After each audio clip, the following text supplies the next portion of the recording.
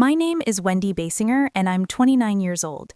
If you had told me a year ago that a relationship I believed was steady and real would end because a group of his coworkers decided I didn't fit his lifestyle, I would have laughed it off and said it sounded like a bad romantic comedy with lazy writing.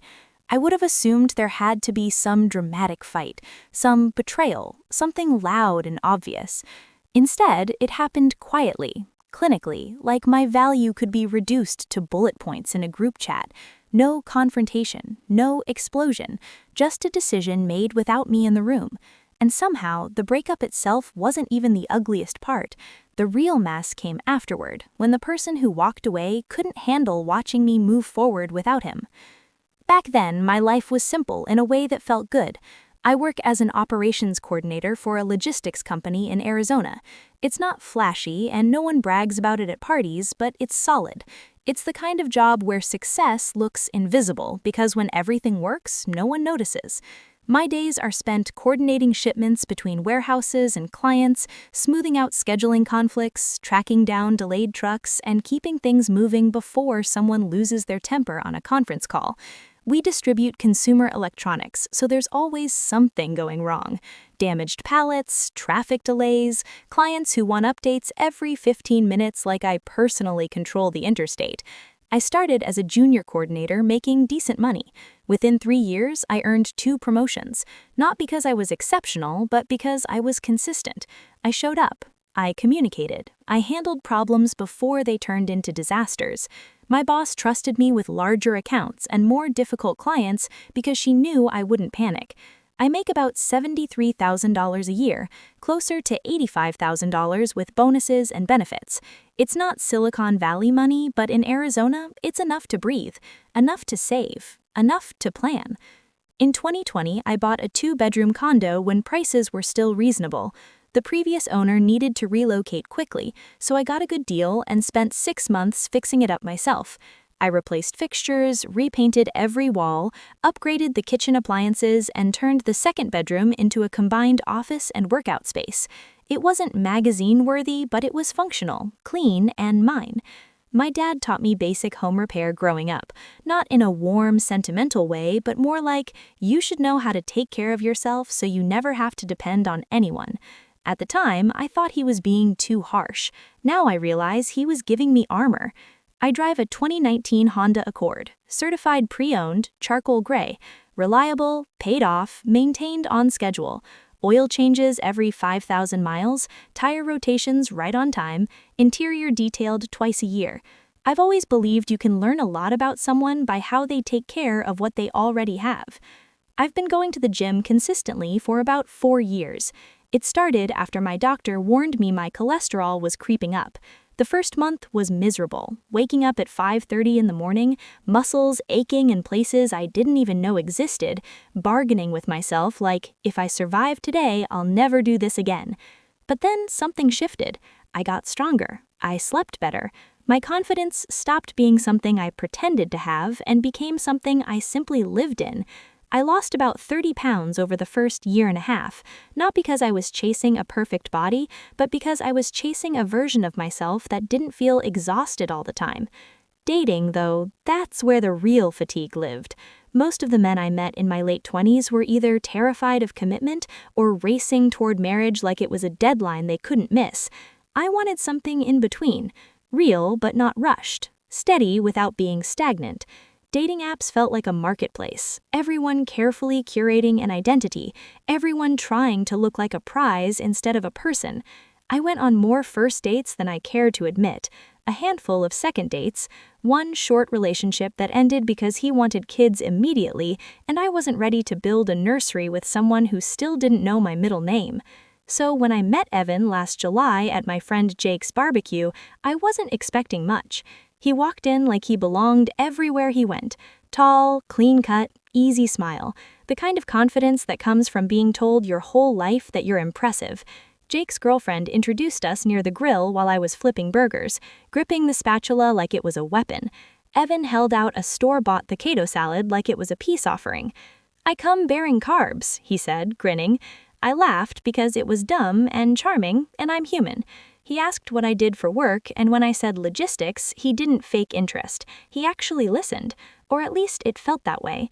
He told me he worked in pharmaceutical sales, driving to clinics, meeting doctors, hitting quotas, maintaining appearances. He joked about unrealistic targets and corporate nonsense. I joked about trucks breaking down at the worst possible times. We talked about hiking trails, bad first dates, and whether pineapple belongs on pizza. The conversation flowed like we'd known each other longer than 15 minutes. By the time the burgers were done, I had his number. Evan drove a leased white BMW, 2 years old, spotless inside. The interior smelled like leather and expensive cologne. He lived in a one-bedroom apartment decorated like a model unit, coordinated colors, matching pillows, not a sock out of place. At first, I found it attractive. It looked like he had his life together. Looking back, it wasn't together, it was curated. We started dating quickly. Our first real date was at an Italian restaurant he chose carefully. Mid-range, good lighting, the kind of place where people take pictures of their food. He ordered confidently, talked about his territory and bonuses, asked questions about my job like he was genuinely interested. Second date was a movie. Third date, I cooked at my place, and he seemed genuinely impressed that I owned real cookware and knew how to use it. He kissed me at my kitchen counter and said, "You're different from what I'm used to." I should have asked what that meant. By August, we were seeing each other 2 or 3 times a week. By October, we had each other's keys. I met his parents over video chat. They asked polite, measured questions about my job and my future, like I was interviewing for a role. On paper, everything looked healthy, but there were small things. Evan cared about appearances the way some people care about oxygen. He stressed over outfits for casual hangouts. He reviewed photos before letting anyone post them. He commented on strangers in public, whether a woman was too attractive for her boyfriend, whether a man looked like he could do better. It wasn't an occasional remark, it was a pattern. Then there were his coworkers. They were always present, even when they weren't physically there. His phone buzzed constantly with their group chat. He'd come home from happy hours and replay conversations like I was supposed to be invested in who bought which car, who got promoted, who was dating who. One name came up over and over again, Vanessa. She was a coworker from his sales team. Early 30s, drove a Porsche, always dressed like she was stepping out of a magazine. Evan spoke about her like her opinion mattered more than anyone else's. If Vanessa liked a restaurant, Evan wanted to try it. If she mentioned a new workout trend, he brought it up to me like it was groundbreaking. At first, I brushed it off. Work friendships can be intense. Sales culture is strange. People bond under pressure. But by November, things started to feel wrong. Evan would drift during conversations, his attention pulled toward his phone. He made subtle comments about my job, asking if I'd ever considered something more dynamic. He casually mentioned how much money his coworkers' partners made. Then he started suggesting changes to my appearance. Never cruel, never obvious, just small comments framed as helpful. "You'd look great if you styled your hair differently. Have you thought about contacts? That dress is nice, but this cut would be more flattering." It felt like I was being gently remodeled to fit his world better, like I was being handed a list of upgrades. And without realizing it, Evan was comparing my life to a standard his coworkers had created. I was too busy trying to be a good girlfriend to notice I was being evaluated like a product. The breakup happened on a random Tuesday evening. We had plans for dinner and a show he'd been talking about all week. I arrived at his apartment at 6 with takeout from the Thai place he liked. Evan was already sitting on the couch, hands folded in his lap like he was about to deliver a presentation. He didn't stand up, he didn't smile. He looked at me like he'd practiced this moment. The second I stepped inside, my stomach dropped. The apartment looked perfect, but the air felt wrong. "Wendy," he said quietly, his voice too controlled, "we need to talk." I didn't sit on the couch. Something about his posture, the space he left between us, told me this wasn't a conversation meant for closeness. I set the takeout bag on the coffee table and took the armchair across from him instead. That was the first moment my instincts tried to warn me. "We need to talk," he repeated, like saying it again would soften the impact. "Okay," I said, keeping my voice steady. What's going on?" He took a deep breath, the kind people take when they've rehearsed delivering bad news and finally reached the part where they say it. "I've been doing a lot of thinking lately, about us." There it was, that vague, dangerous phrasing people use when they've already decided something and are now just narrating it. "And?" I prompted. He didn't meet my eyes. Instead, he stared at a spot just above my shoulder, like he was reading from invisible cue cards. "I don't think this is working anymore." Just like that, no build-up, no specific incident, no argument leading up to it. One sentence that wiped out months of shared routines, inside jokes, keys on each other's counters. I felt my chest tighten, but I didn't interrupt him. "Can you be more specific?" I asked. "Did something happen? Did I do something?" He shook his head quickly. No, it's not one thing. It's just, I think we're in different places in life." Different places in life. The phrase echoed in my head because it made absolutely no sense. We were both 29, both working professionals, both financially independent. We talked about travel, maybe buying something together down the line, what the next few years could look like. "What places?" I asked calmly, because last week you were talking about taking a trip together next spring. He shifted in his seat, finally looking at me now, but his eyes were guarded. "I just feel like I need someone who's more aligned with where I'm going," he said. "Someone who matches my energy, my ambition." There it was, the word ambition weaponized. I stared at him, searching his face for something real. "You've never said I held you back. I've always supported your work. I've rearranged plans for your happy hours, your conferences. I listen when you vent." "I know," he said quickly. "You've been great. This isn't about you doing anything wrong." That sentence landed worse than if he'd accused me of something. Because if I hadn't done anything wrong, then why did I suddenly feel like I was being dismissed? "Then what is it about?" I pressed. He hesitated, fingers tightening together. "I've been talking to people, getting perspective." "People?" I already knew who he meant. "Your coworkers?" I asked. His silence answered for him. "They've helped me realize I might be settling," he finally said, the word sounding uncomfortable even coming out of his mouth. Settling. I felt something in me go still. Not angry, not sad, clear. "So this isn't actually about us," I said slowly. "It's about what other people think we should look like together." "That's not fair," he protested. "They're just looking out for me." "By comparing me to their girlfriends? Us?" I asked. "By analyzing my job, my car, my clothes?" He flinched. "They didn't say it like that," he said, "but they did point out that maybe I could be with someone who fits my lifestyle better." Lifestyle? I almost laughed. I thought about my condo, my paid-off car, my savings account, my routines, the way I built my life brick by brick instead of leasing it. "And you agree with them?" I asked quietly. He didn't answer right away. That pause told me everything. "I think they have a point," he said finally. "I just don't want to wake up one day and realize I played it safe when I could have aimed higher. Higher, as if I were a rung on a ladder." I waited for the sting to hit, for the tears, for the urge to argue, to list out everything I'd accomplished, everything I brought to the table. But instead, something unexpected happened. I felt tired. Tired of defending a life I was proud of. Tired of being evaluated against imaginary benchmarks set by people who didn't know me. I nodded slowly. "So this is your decision?" "Yes," he said, relief flickering across his face when I didn't explode. "I think it's best for both of us." I stood up. That surprised him. "That's it?" he asked, blinking. "You're not going to say anything?" "I am," I said, grabbing my jacket from the chair, "just not what you're expecting."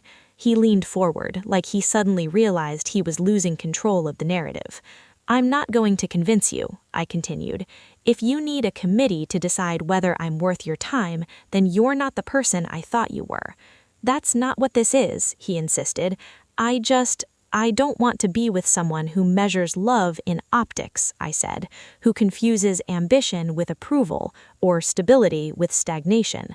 His mouth opened, then closed. "You're really just walking away?" he asked. "Yes," I said simply, "because you already did." I walked to the door. Behind me, he called out, I hope we can still be friends." I didn't turn around. I drove home in silence, my thoughts louder than the engine. When I got inside my condo, I set the takeout on the counter and stared at it like it belonged to someone else. Then my phone buzzed, a text from Evan. "I think maybe we rushed this conversation. Can we talk more later?" I read it once, then again, and then I muted his number. The next few days were a blur. Friends reacted exactly how you'd expect. Outrage on my behalf, creative suggestions involving his tires, long speeches about how I deserve better. I appreciated the support, but underneath it all, I felt strangely calm. Being dumped hurts, there's no denying that. But sometimes it hurts less than realizing how long you've been shrinking to fit someone else's expectations. I replayed the relationship in my head and started seeing things I had ignored.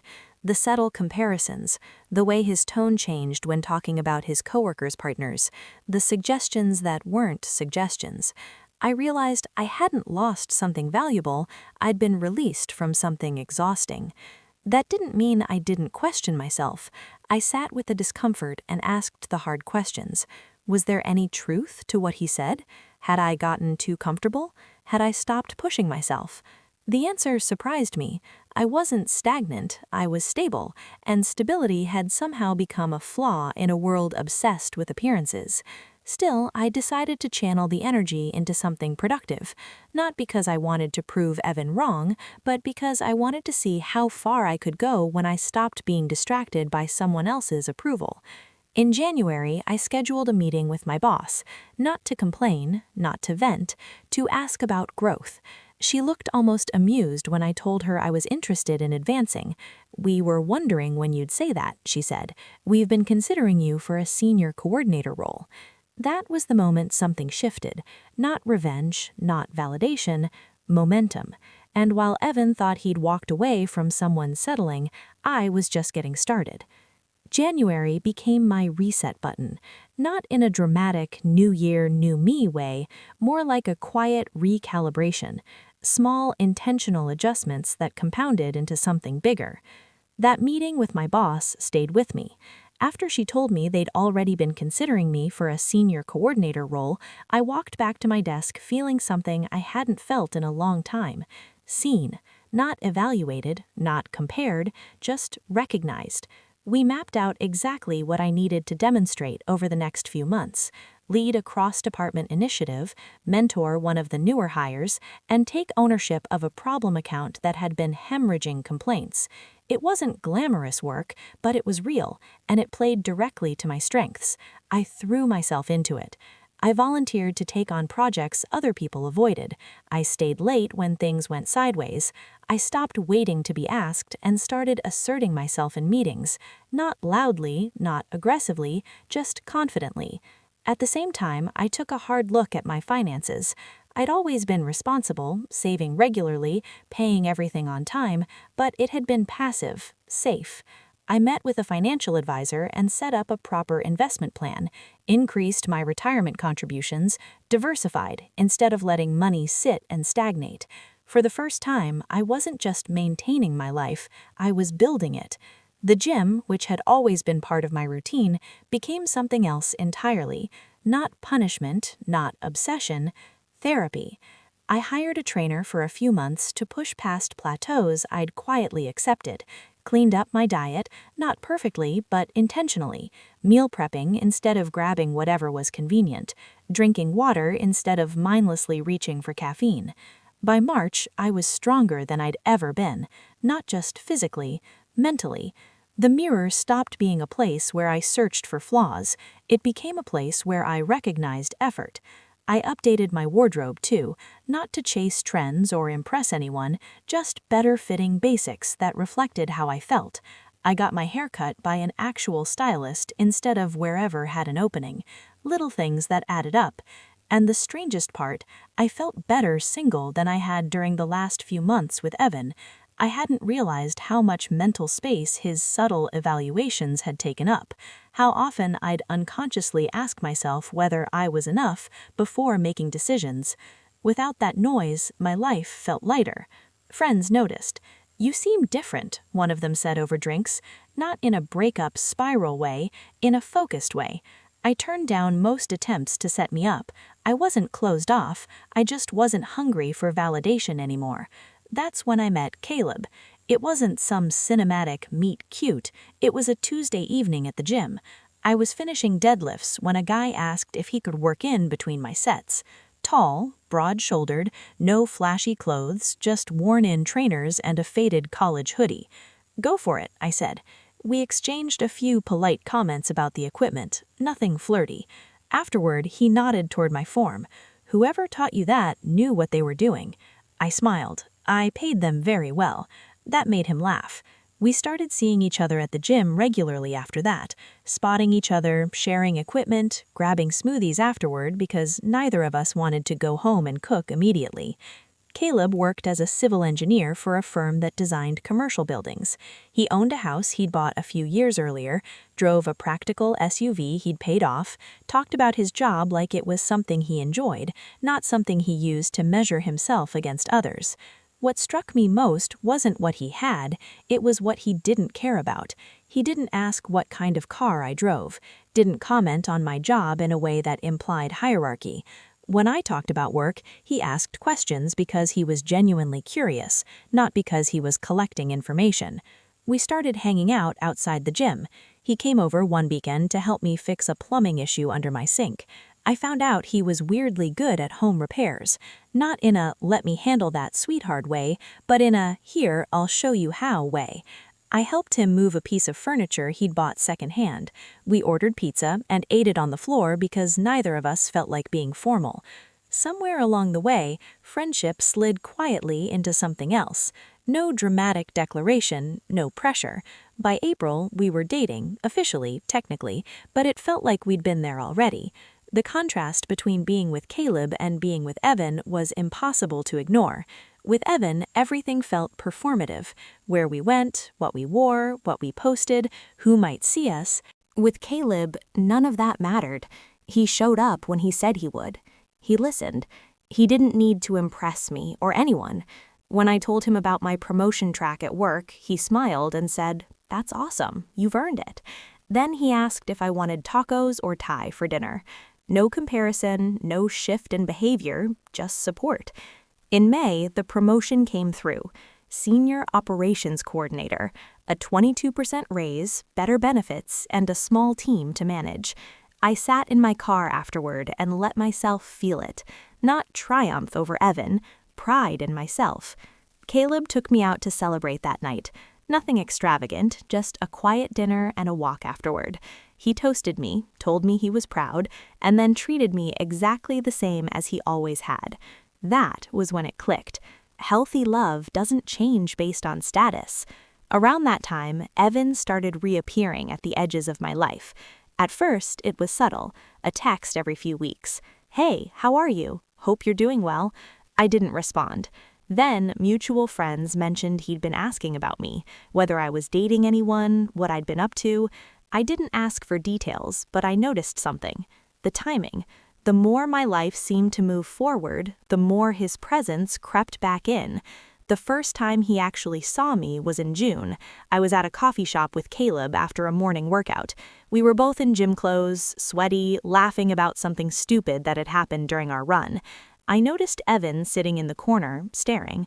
I didn't acknowledge him, didn't slow down, didn't flinch. We got our drinks and left. An hour later, my phone buzzed. A text from Evan. "Who are you with?" I stared at the message for a long moment. Then I left it on read. That's when the texts started increasing. Late-night messages, apologies, statements about mistakes and reflection. I blocked his number. Then he tried Instagram. Blocked. A friend told me he'd quit his pharmaceutical sales job, that the pressure had gotten to him, that the BMW had gone back because he couldn't afford the lease anymore. Apparently, the coworker group that had once been his entire identity had splintered when the hierarchy shifted.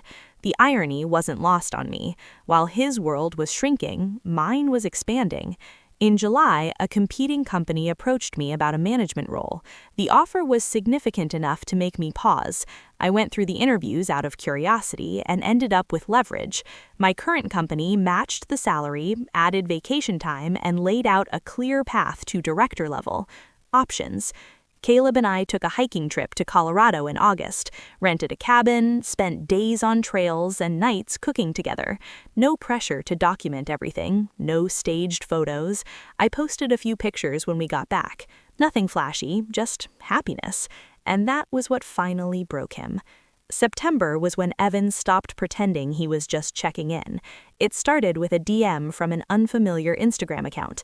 No profile picture, no posts, just a long paragraph that hit my inbox late one night while Caleb and I were sitting on my couch, half watching a documentary neither of us was really paying attention to.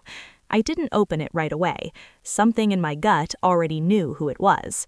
When I finally did, it confirmed exactly what I expected. Evan wrote that he'd been doing a lot of reflecting, that he finally understood how much he'd let other people influence his thinking, that breaking up with me had been the biggest mistake of his life. He said seeing me happy with someone else had forced him to confront the truth. That hurt less than he probably imagined, because the way he framed it told me everything I needed to know. He hadn't missed me. He'd missed the version of himself he thought he could reclaim by taking me back. I didn't respond. I blocked the account and made my profile private.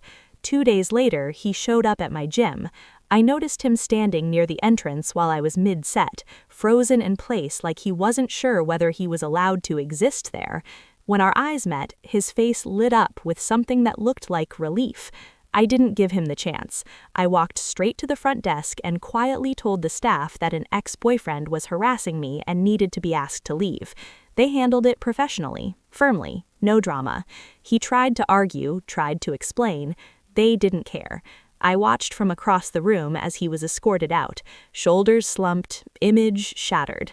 That night, I told Caleb everything, not in a dramatic way, just facts. "Sounds like he's learning some hard lessons," he said, shrugging. "Anyway, want to try that new pizza place? No jealousy, no interrogation, no need to prove loyalty, just peace." A week later, Evan crossed the line. I found a handwritten note tucked under my windshield wiper when I got home from work, which meant he'd been at my condo, waiting, watching. I took photos, documented everything, filed a harassment report through the non-emergency line, and notified my building management. I wasn't scared, but I was done. The final confrontation came a few days later. I just pulled into my parking spot when he stepped out from between two cars. "Please," he said, voice cracking, "just 2 minutes." I stayed by my car, keys in my hand, distance clear.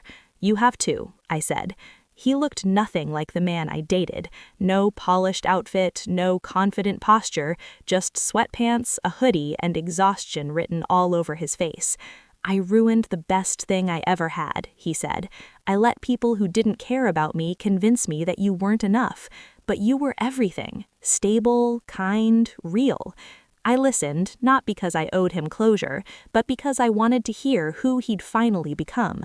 When he finished, I spoke calmly. "I appreciate the apology," I said, "but you're right, I did deserve better. I deserve someone who didn't need approval to recognize my worth." He started crying. "I just want forgiveness," he whispered. I shook my head gently. "I'm not responsible for your healing. That's your work to do. What I can tell you is this. Until you stop letting other people decide who you love, you'll keep losing the right ones." I walked away. He didn't follow, and that was the last time I saw him. My life now is quiet in the best way. Caleb and I are talking about moving in together next year. Nothing rushed, just intentional. My career is on a clear, upward path. I'm training for my first marathon, something I never imagined I'd do. Looking back, I understand something I didn't then. I was never not enough. I was just too real for someone who only knew how to love an image. And losing him, that wasn't a loss.